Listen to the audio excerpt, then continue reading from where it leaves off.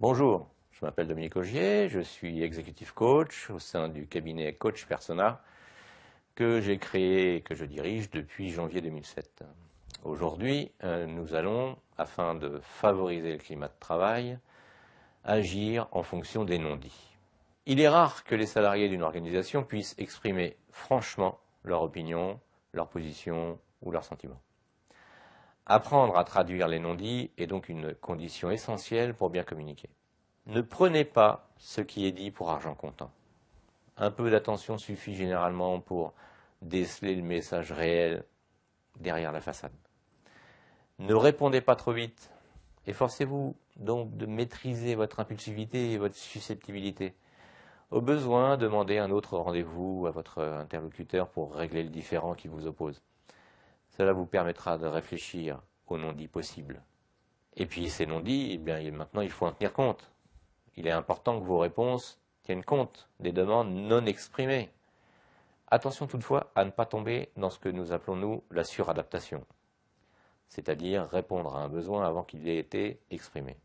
Mais vous pouvez également envisager de mettre les pieds dans le plat, en reformulant ses propos sans détour et en lui demandant si c'est bien cela qu'il veut dire. Une apparente naïveté a parfois des effets bénéfiques, en mettant l'interlocuteur devant la réalité. S'il accepte votre traduction, vous serez sur la même longueur d'onde et cela sera plus facile de trouver un accord. N'hésitez pas à le questionner, à lui demander des précisions concrètes pour mieux envisager ensemble les issues possibles.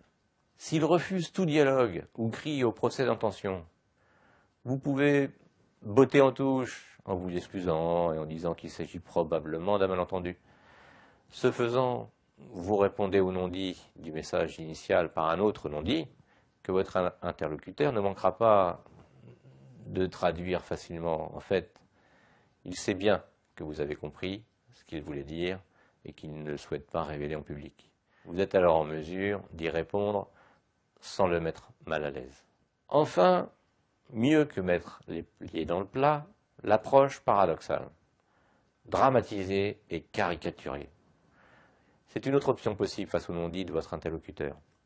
Non seulement vous les dévoilez, mais vous les interprétez en propos extrêmes, dramatisant ou caricaturant si le contexte s'y prête. Cette parade peut avoir deux conséquences.